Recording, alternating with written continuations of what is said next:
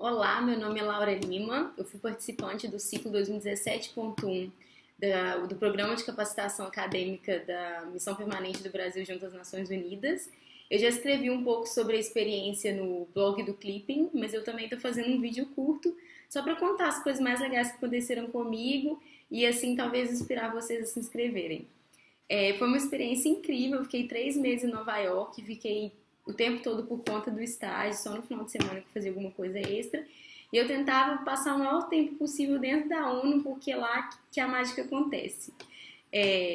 Além do prédio maravilhoso, que dá vontade de você ficar lá o dia inteiro, com salas incríveis, com vista para o Rio, e pessoas interessantes passando todo o tempo, a ONU tem um ponto engraçado que é uma concentração de pessoas famosas às vezes, principalmente durante a Assembleia Geral. Mas mesmo em outros ciclos, você consegue ver várias celebridades por lá.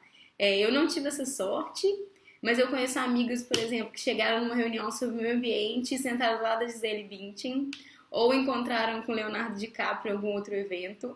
Algumas amigas viram a Anne Hathaway em uma reunião também da CSW.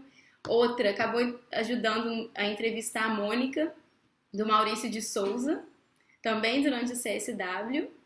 E tem uma colega que, inclusive, chegou para um almoço de embaixadores e sentou perto da Samantha Power.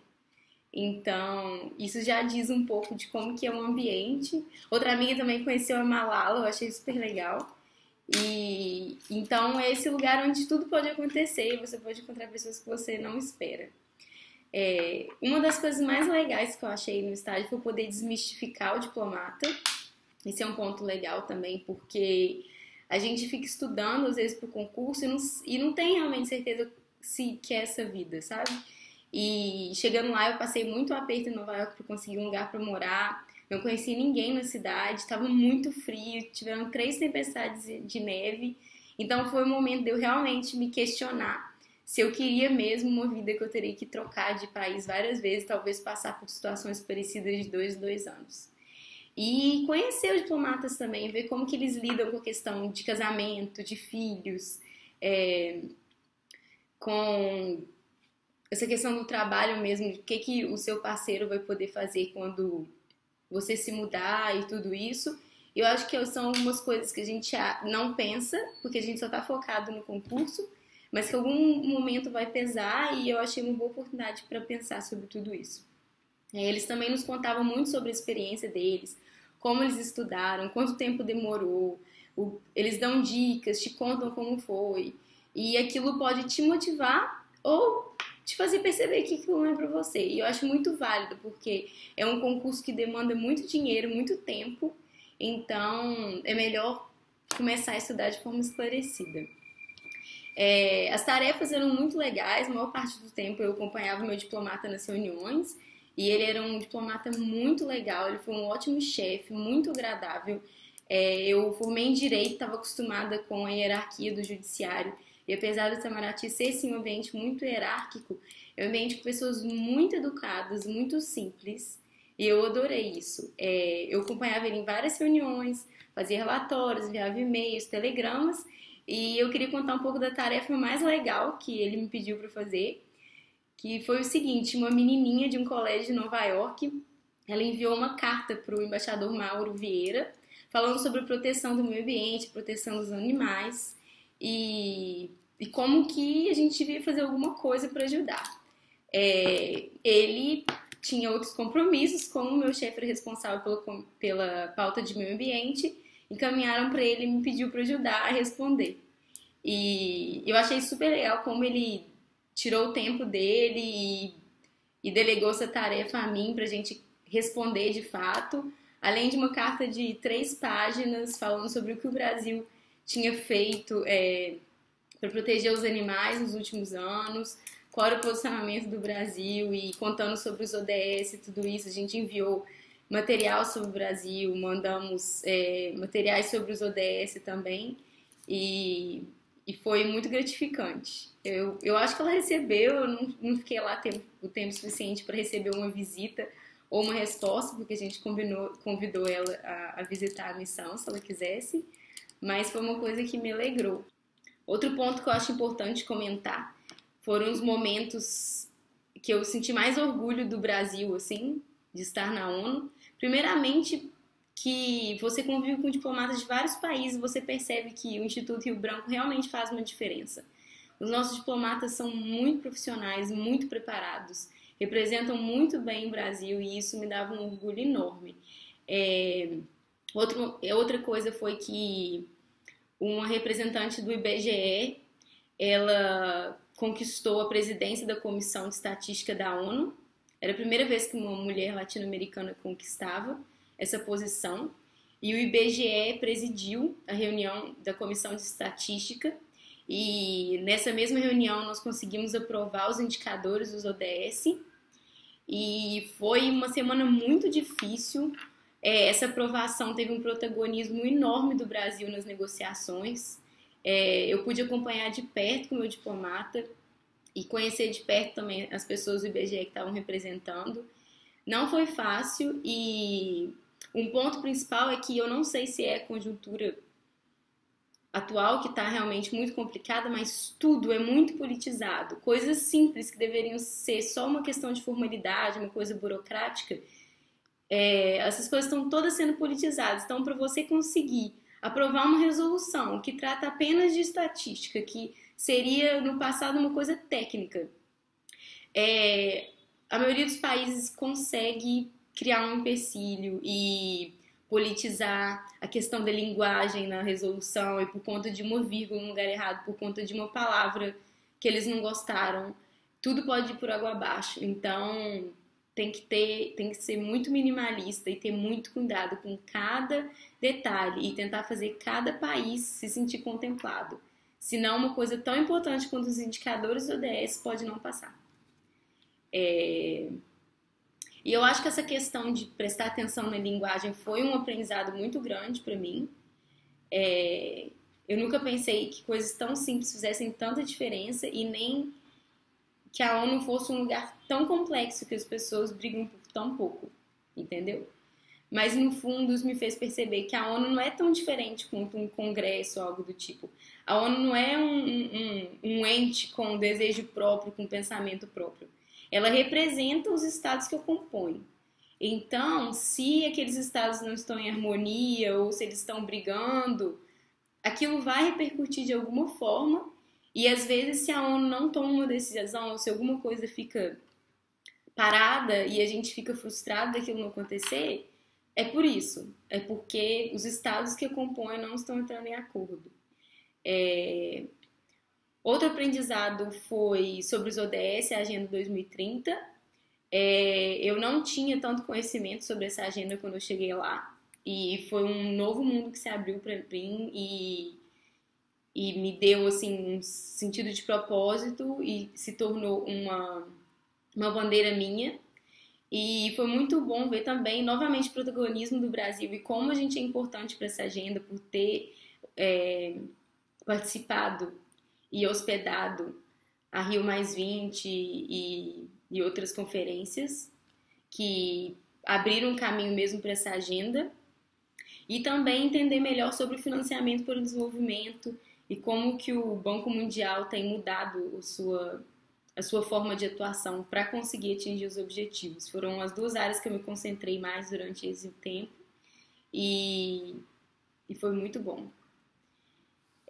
Outro ponto é que no estágio você não aprende só na missão ou só nessas reuniões. Você acaba tendo acesso a várias coisas dentro da ONU pelo simples fato de ter um crachá que te dá acesso a tudo isso, está vinculado a uma missão.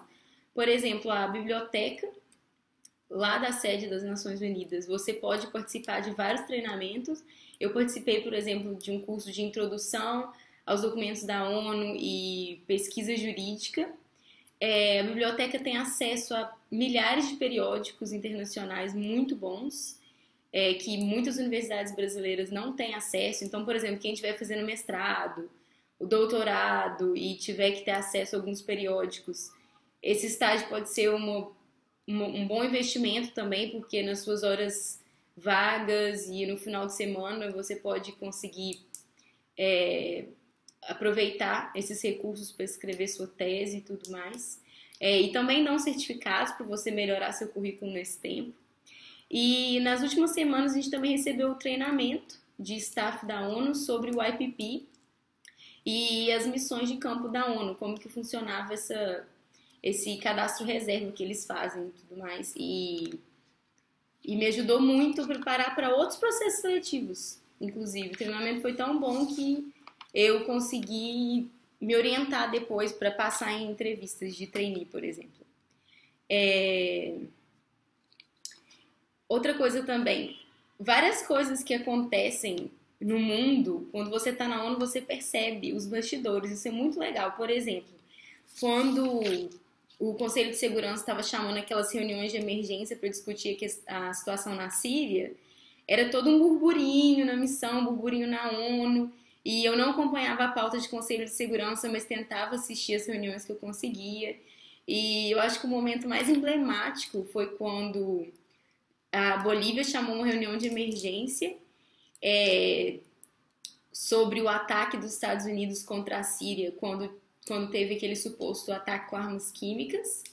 E o embaixador da Bolívia se posicionou assim abertamente e foi bem enfático no discurso dele, levantou, mostrou foto, porque o pessoal se comporta muito de acordo com as regras, assim, ele saiu da caixinha e aí ele mostrou uma foto, por exemplo, de quando o secretário de Estado dos Estados Unidos mostrou uma foto de amostra de antrax, provando que haviam armas químicas de destruição em massa no Iraque, para justificar a invasão ao Iraque, e falou abertamente que agora eles mostrarem fotos do ataque químico e atacarem a Síria por conta disso, sem esperar uma resolução conjunta do Conselho de Segurança, que era só mais uma desculpa para uma intervenção militar ilegal.